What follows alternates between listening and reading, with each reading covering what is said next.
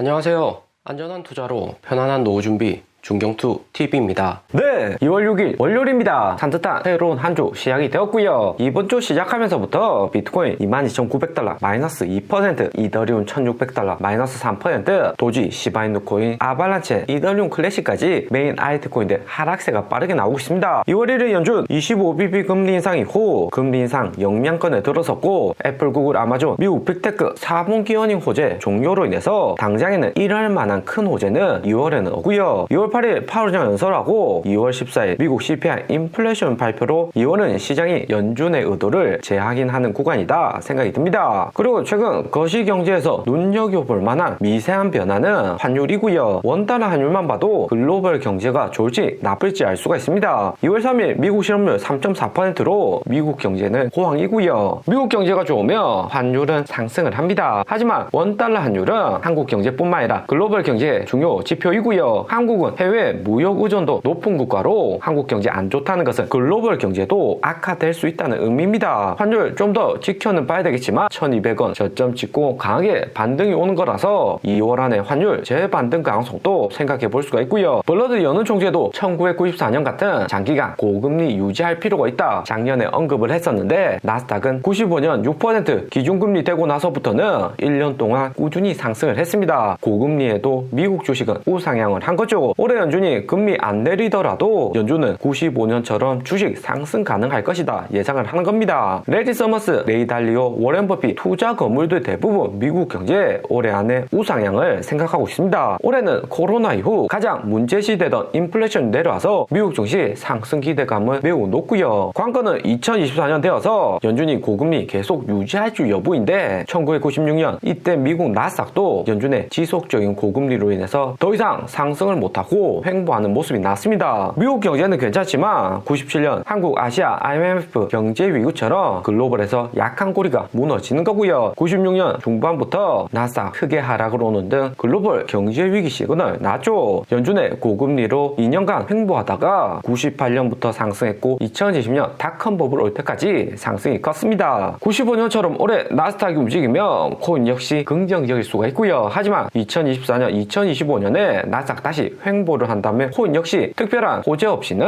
하락으로 전환이 가능한 거고요. 코인 시장에서 기다리고 있는 가장 큰 호재는 비트코인 현물 ETF 미국에서 올해 출시될 수 있을지 여부와 2024년 비트코인 반감기입니다. 비트코인 현물 ETF 언제 되는지는 시간의 문제인 거고, 타이밍은 개인들보다도 세력들이 결정을 하는 거고요. 그리고 2024년 비트코인 반감기인데 코인 거대 세력들도 코인들 자산 가치 유지하기 위해서는 호재 계속해서 만들어주면서 펌핑이 필요한 거죠. 코인데스크 최신 뉴스에서는 비트코인 2024년 반감기는 내년 3월이 될 것이다 예상을 하고 있습니다. 비트코인 반감기는 약 4년의 주기로 채굴 보상이 절반 아래로 떨어지는 현상을 말하는 거고요. 비트코인 최초로 만든 사토시가 처음부터 반감기 있게 비트코인 설계해 두어서 비트코인 채굴이 지속이 되더라도 가치가 그대로 유지가 될 수 있게 인플레이션 없애는 조치가 반감기다 볼 수가 있습니다. 2024년 3월부터 비트코인 수요는 그대로인데 채굴되는 양이 기존의 절반으로 줄어드는 거고요. 채굴 회사에서 기존에 2배 더 많은 전기하고 그래픽카드 사용해야지 채굴량을 유지할 수 있습니다. 그러면서 우리한테 중요한 것은 비트코인 반감기 전후에 비트코인 가격이 어떻게 움직이는지가 핵심일 듯 하고요. 2012년 11월 여기 세로 검은색 라인이 첫 번째 반감기였고, 2016년 7월에 두 번째, 2020년 5월에 세 번째 반감기가 있었습니다. 반감기 전후 365일 1년 전 가격이 어떻게 비트코인 움직이는지가 중요하다고 코인데스크 분석에서 강조를 했고요. 2012년 11월 비트코인 반감기 전 11년 11월 1년 전부터 비트코인 가격은 상승하기 시작했습니다. 그리고 2012년 반감기 되고 비트코인 가격은 더욱 급등을 했고요. 2016년 반감기에도 1년 전부터 가격 상승하기 시작해서 반감기에는 3배 넘는 가격 상승이 있었고요. 당시 비트코인 평균적인 가격이 $1,000, $500 정도로 크게 의미 있는 수치는 아니었지만 반감기 이후에도 큰 상승으로 이어졌습니다. 2020년 5월에도 코로나 4월에 발생하고 비트코인 3,000달러까지 하락했다가 반감기 효과 플러스 미국 양적 완화로 인해서 2021년 6만 달러까지 20배 넘게 상승을 했고요. 양적 완화로 나스닥 비트코인 모두 상승을 했지만 전체 자산군 중에 코인이 가장 많이 상승을 했기 때문에 반감기 효과도 어느 정도 있었다 생각이 됩니다. 결론적으로 3번의 반감기 중에 1년 전부터 상승하는 경향이 많았다는 거고요. 2024년 3월 반감기면 다음 달 올해 3월이 비트코인 반감기 영향권 안에 들어가는 구간입니다. 2020년 반감기 전하고 비슷하게 비트코인 16,000달러까지 12월 폭락했다가 이번에 반등을 한 건데 비트코인 반감기 기대감이 벌써부터 존재를 한다는 거죠. 비트코인 현물 ETF 올해나 내년 초 동시에 승인이 되면 코인 시장에 긍정적으로 작용할 수 있지만 반감기 호재만으로도 비트코인 올해 상승 추세 이어나갈 수가 있습니다. 그러면서 나스닥 QQQ 보면 2021년 고점 400달러 수준인데 최근 300달러까지 반등온 수준이고요. 30%만 더 상승하면 충분히 400달러 도달이 가능합니다. 나스닥 상승하고 비트코인 반감기 호재 정도면 전체 코인들 상승 기대감은 여전히 크다 생각이 되고요. 나스닥도 올해 충분히 주가를 올려놓아야지 내년부터 시작되는 신흥국 경제 충격에 주가 방어가 용이하다 생각이 됩니다. 그리고 비트코인 반감기 3월 영양권 직전인데 비트코인은 당장에는 빠른 상승이 안 나오고 있고요. 미국 증시 단기 고점에 빠르게 올라서 조정 가능성 대두가 되고 있습니다. 충분히 예상 가능한 시나리오였고 사회전 FOMC 파월 의장 연설 끝나고 중경투 초보 발표 공지 통해서 강조를 드렸습니다. 비트코인 포함 알트코인들 비트코인 기준 2만 달러 아래 매수해둔 코인들 평단이 낮기 때문에 보유한 코인 정도만 홀딩이 가능하고요. FOMC 이후 오른다고 추격 매수는 자제하셔라 이야기 드렸습니다. 나스닥 폭등에 비트코인 24,000달러까지 상승하고 개미들 꼬시기 매우 심한 구간이었죠. 그리고 2월 초 FOMC 종료, 빅테크 어닝 실적 등